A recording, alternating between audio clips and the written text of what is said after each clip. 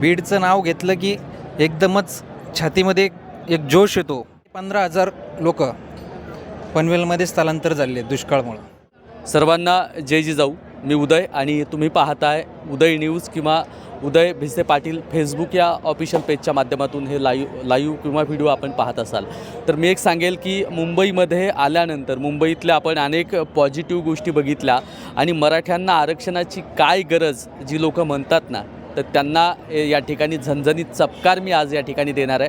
कारण तसं बघितलं तर ही बांधव या ठिकाणी पाहायला मिळाल्यानंतर तुम्ही हे गणवेश बघितला की मराठवाड्यातली लोक नक्की म्हणतील की हे जर बघितलं विद्युत कर्मचारी किंवा एस टी बस चालक असतील किंवा त्या म्हणजे डिपार्टमेंटमध्ये काम करणारी असतील.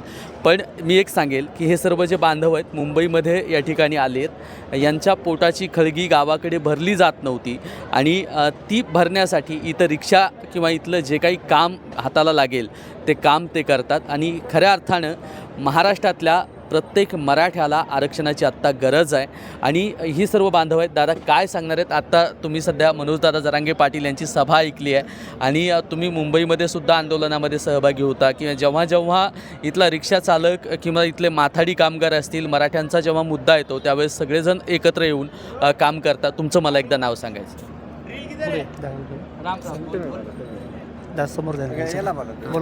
आणि माझे नाव गणेश भाऊसाहेब बोटे. मी अहिल्यानगर जिल्ह्यामधून येतो. वाळकी माझं गाव आहे. आम्ही इथे सर्व हे रिक्षा चालक आहोत. आम्ही पनवेलमध्ये रिक्षा व्यवसाय करतो. काहीजणं माथाडी कामगारामध्ये आहेत. शिक्षण माझं 10वी झालेलं आहे. आम्ही जवळजवळ 10 ते 15 वर्ष झाली इथे पनवेलमध्येच राहत आहोत आणि मराठ्यांना आरक्षणाची खूप गरज आहे. या ठिकाणी जर बघितलं तर गावगाड्यातला प्रत्येक मराठा बांधव या मुंबईची अर्थव्यवस्था चालवण्यासाठी आम्ही जरी गावातून इथं आलो असतो पण आमच्या लेकरांना आमच्या उद्याच्या पिढीसाठी आरक्षणाची गरज आहे. आमच्या प्रत्येकाचं जे काही गॅजेटप्रमाणे नावं निघाली आहेत किंवा गॅजेटप्रमाणे आमची आडनावं आली आहेत त्या आडनावांना लवकरात लवकर आमच्या हातात कुणबी प्रमाणपत्र द्यावीत. इथल्या मुंबईमधल्या कामगारांची सुद्धा मागणी तीच आहे कारण ते मराठवाड्यातून इथपर्यंत पोहोचलेत. पनवेलमधले ही दृश्य आहेत. दादा तुमचं मला एकदा नाव सांगायचं आहे. काय सांगणार या इकडे काय सांगणार तुमचं नाव? आज दादांची सभा ऐकली आहे मनोजदादा जरांगे पाटील. या सभेतून काय घेऊन जाणार आहेत आणि घरी गेल्यानंतर आपल्या लेकरांना पुढच्या पिढीला किंवा दादांनी काय सांगितलं हे सांगणार आहे? दादांनी एवढं मोलाचं सांगितलेलं आहे की प्रथम तर आपल्या मुलांना शिक्षण द्यायचं. शिक्षणातून कुंभी कसं निघल त्यातून पुढं कसं जाता येईल. कुंभी घेतल्याच्या नंतर शिक्षण आपल्याला माफक दरात मिळणार अगोदर. त्याच्यानंतर आपल्याला सवलती OBCच्या सर्व भेटणार. त्या सवलती कशा घ्यायच्या ते घेतल्याच्या नंतर मग पुढं आपल्याला जेव्हा नोकरीचं आरक्षण मिळेल त्या घ्यायच्यात. त्याच्यानंतर आपलं मुलांचं भविष्य उज्ज्वल होऊ शकतं. मेडिकलचं आहे, डॉक्टरमध्ये आता जर आपल्याला ओपनमध्ये 10 ते 15 लाख रुपये लागतात सध्याला. जर OBCमध्ये कुंभी असेल आपल्याकडं तर कमीत कमी 4 ते 5 लाखामध्ये आपलं ॲडमिशन होऊन जातं आणि भरपूर फायदेत असे. गाव मी मराठवाड्यातला आहे. बीडमधून आष्टी तालुका वायरा माझं गाव आहे.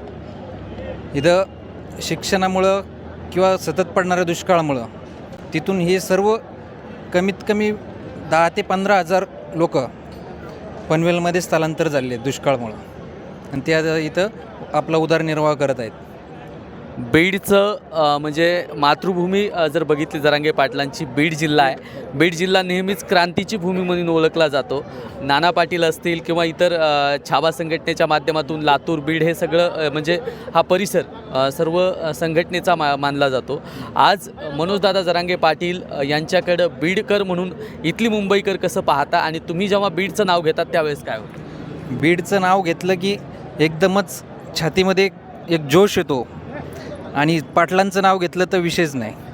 त्यांच्यासाठी आम्ही जीव पण द्यायला तयार आहे कारण की ते स्वतःच्या रक्ताचं पाणी करत आहेत. आत्ता हाडाचे काढं केलेत त्याने आपल्यासाठी. मग आपण त्यांच्या मागे खंबीरपणे उभं राहायला पाहिजे आणि त्यांच्यावर होणारे आरोप किंवा त्यांचे मागे षडयंत्र ते सर्वांना आम्ही हाणून पाडू शकतो. नक्कीच या ठिकाणी बीडकर काय म्हणतात की बीड जिल्ह्यातला असेल किंवा कुठलाही असेल दादांच्या विषयी जर षडयंत्र करत असाल तर ते षडयंत्र हाणून पाडण्याचं कामसुद्धा दादांची सिक्युरिटी जरी निघाली असेल पण ते षडयंत्र हाणून पाडण्यासाठी हे सर्व मराठा बांधव आहेत हे रस्त्यावरती उतरतील.